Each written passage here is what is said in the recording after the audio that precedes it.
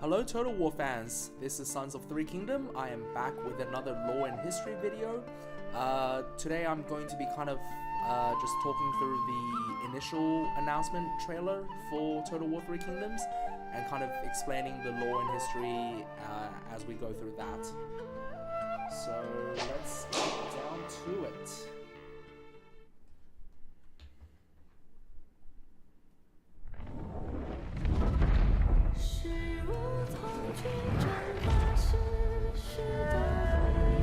The Empire, long divided, must unite. Okay, so I'm going to explain something here.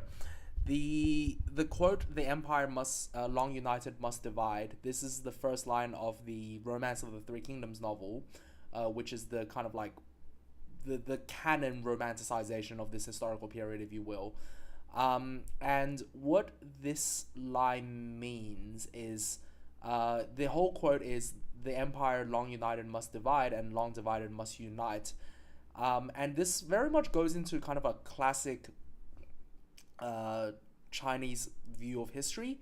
In the West, we tend to view history as a teleological process. That is, you start at the Stone Age, and then you go to the Bronze Age, and then you go to the Iron Age, and then there's like feudalism and the Industrial Revolution and the Enlightenment, etc.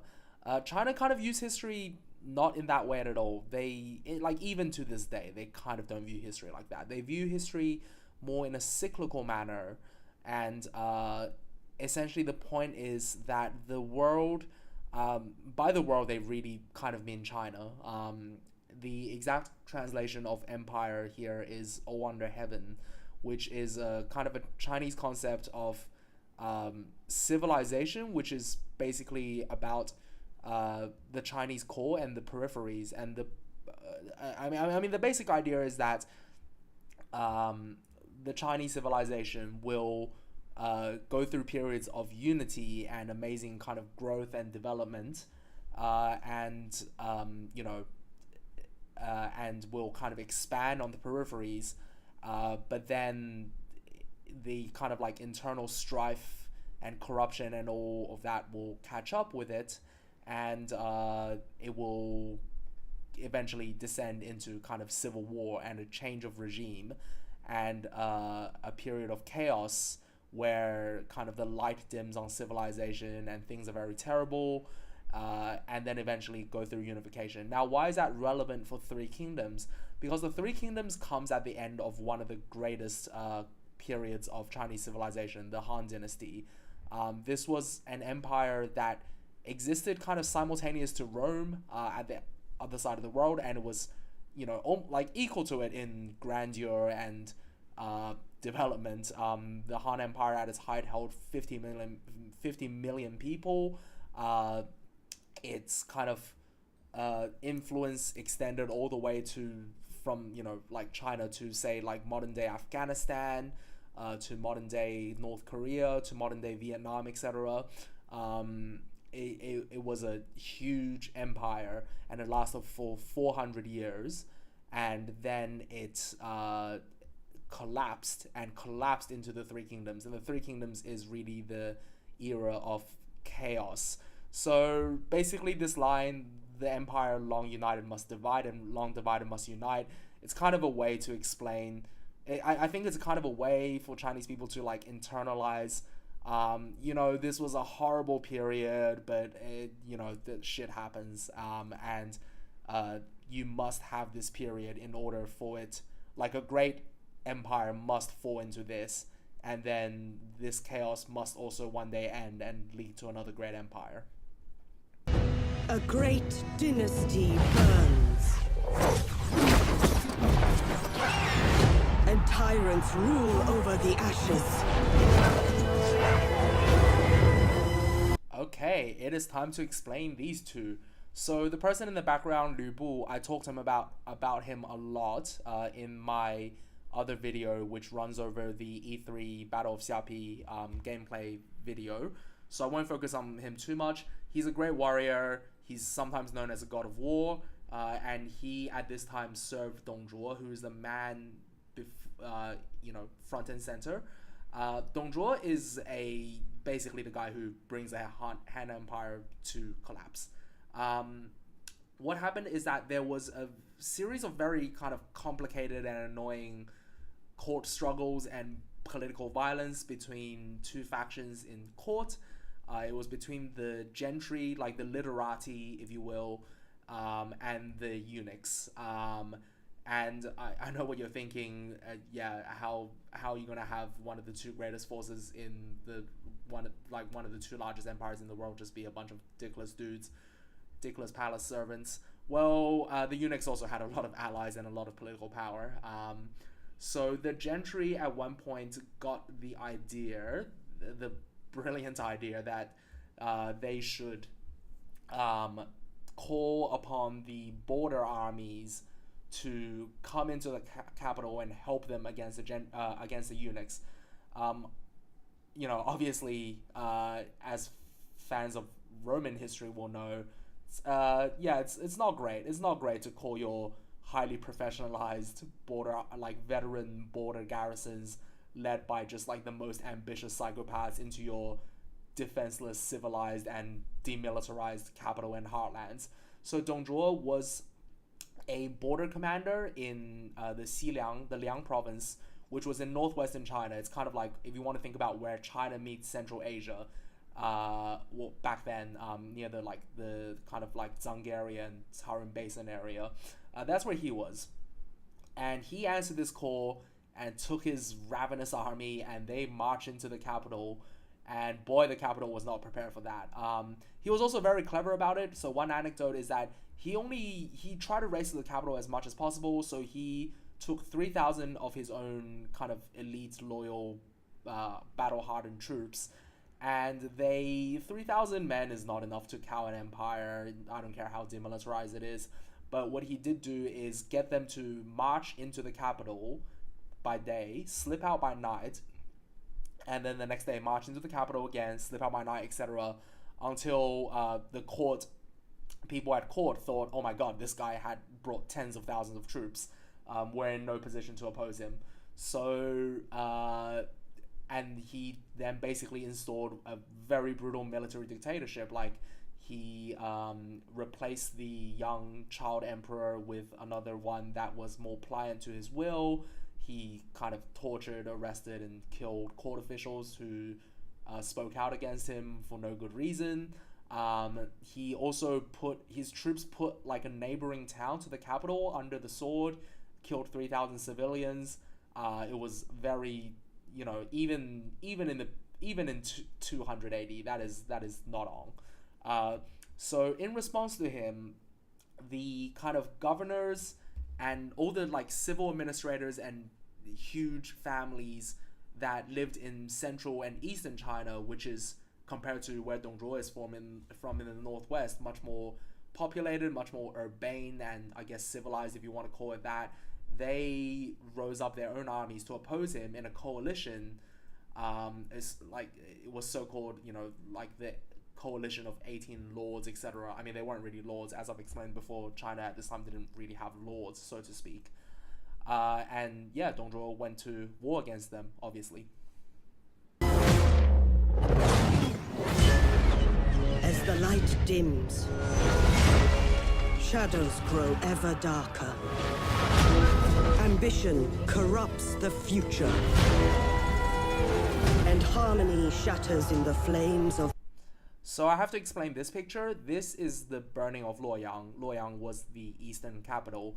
So when the coalition began to advance against him, now Luoyang is the eastern capital. It's in the east. It's where the court was. Dong Zhuo decided that Luoyang was not defensible and decided to pull the court and retreat to Chang'an, which is the western capital. If you want to think about it, it's kind of a Rome-Constantinople relationship. The western capital was more defensible. It was closer to his home base in the Liang province. But he also employed a scorched earth strategy. So he sent everybody on this mass relocation. Apparently just thousands of people died. He robbed the great families. He robbed even the imperial tombs to kind of like take all the treasures back west with him, because he wanted to fund his war and also leave nothing for the advancing coalition. And then after he evacuated, he burnt the capital city so that it could be of no value to the advancing armies. Of turmoil. Yet from the cinders, the powerful and righteous emerge. This bears some explanation. So this part is entirely romanticized. It's not really part of history, but the three men we see before us are three of the protagonists of the Three Kingdoms. The one in the center is Liu Bei. I'll do an in-depth lore video around these guys. It's kind of too much to explain over this short video, but these three men are sworn brothers. They're from very humble backgrounds. Liu Bei was a sandal weaver. The other two were merchants. So they meet each other in this time of chaos, and Liu Bei's dream. He is distantly related to the imperial family, and he has a great sense of honor about him. And his dream is to restore the empire to order and to uphold the imperial, the Han Dynasty, the imperial family, and the other two, the one on the right is Guan Yu, and the one on the left is Zhang Fei. These three friends swear an oath of brotherhood to each other, and the actual oath was, although we could not be born on the same day of the same month of the same year, let us all die on the same day of the same month of the same year. So these three men in the Peach Garden, it's called the Peach Garden Oath, swore an oath to kind of uphold the Han Empire. And fight against Dong Zhuo. Now, unfortunately, in actual history, these three men were, the closest of friends, like basically brother-like. But we don't have any records of a Peach Garden Oath. Nor were they really involved in the campaign against Dong Zhuo. And that isn't, I don't think it's because they're hypocrites, or they don't, actually believe in, they don't actually want to fight for what they believe in. I do think they believe in it quite hard. It's just that they were literally, at this point, not important enough to be caught up for the coalition. But these three men are definitely some of the protagonists of the Three Kingdoms, like straight up there.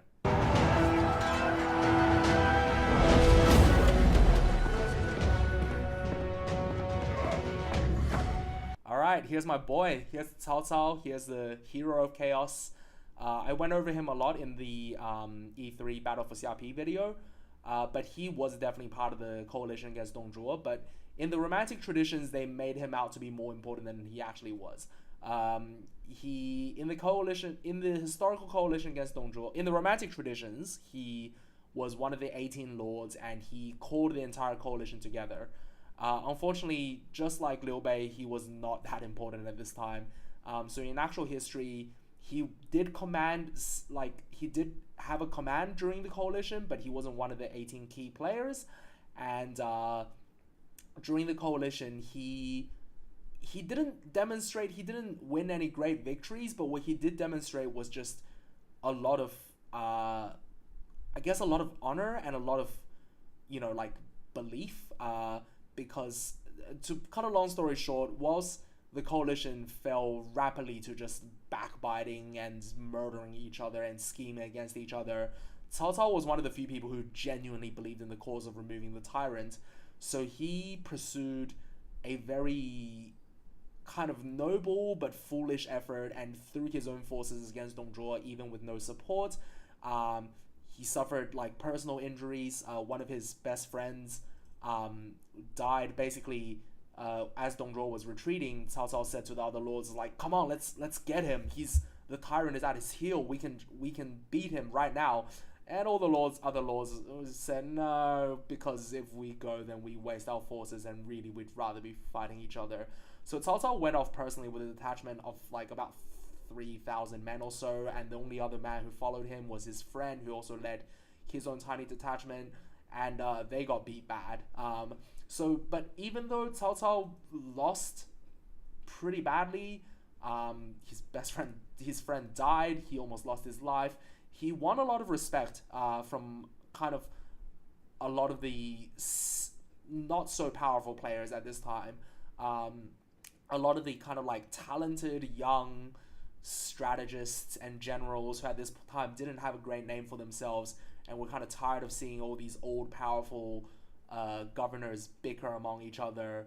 You know, they looked at Cao Cao and they saw, oh, okay, this is a man we can actually follow. Maybe this is a man that actually believes in something.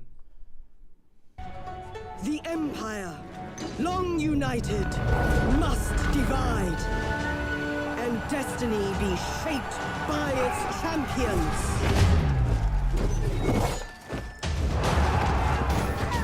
So Lu Bu holds a weapon called a Sky Halberd.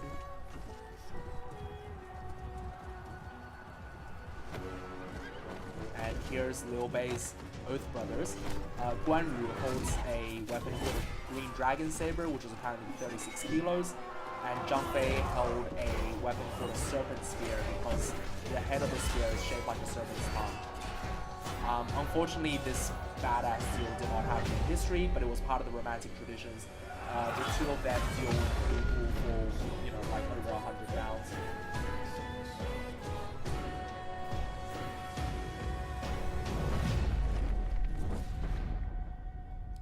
Okay, cool. I hope that was informative, maybe even entertaining for some of you. I will be going through the Cao Cao in-game trailer next. But yeah, check out my Battle of CRP video, the E3 one. If you want to know more, I will be going through these trailers and then I'll be releasing kind of lore and history videos for each of the factions and maybe some of the key events in the run-up for this hopefully awesome game coming out. Thank you very much, and I will see you next time.